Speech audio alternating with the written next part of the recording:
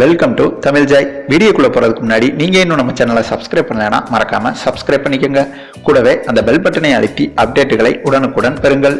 93 வருட இந்திய கிரிக்கெட் வரலாற்றில் கபில் தேவில் தொடங்கி தற்போது இருக்கும் பும்ரா வரையிலான எந்த ஒரு இந்திய பவுலரும் செய்யாத உலகமகா சாதனையை அசால்ட்டாக செய்துள்ளார் குல்தீப் யாதவ்.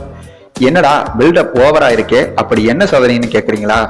அதாவது இன்று நடந்த 4வது நாள் ஆட்டத்தின் முடிவில் நம்ம இந்திய அணியின் சுழல் சூறாவளியான குல்தீப் யாதவ் 5 விக்கெட்டுகளை கைப்பற்றியுள்ளார்.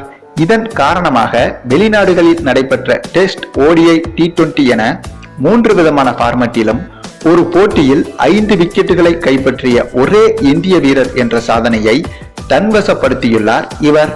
இந்த சாதனையை இந்திய அணியின் நட்சத்திர பவுலர்களான பும்ரா மற்றும் புவனேஸ்வர் குமார் போன்றவர்கள் கூட செய்ததில்லை என்பது குறிப்பிடத்தக்கது. ஆகவே இது ஒரு மிகப்பெரிய சாதனை சகாப்தமாக பார்க்கப்படுகிறது.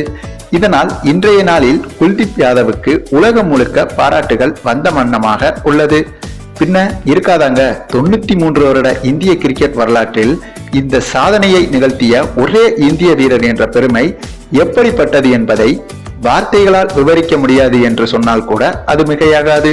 சரி, நீங்க இப்ப சொல்லுங்க, குல்தீப் யாதவின் இந்த மரண மாசான ரெக்கார்டை பற்றி நீங்க என்ன நினைக்கிறீங்கன்னு உங்களுடைய கருத்துக்களையும் கமெண்ட்ல தெரிவிங்க.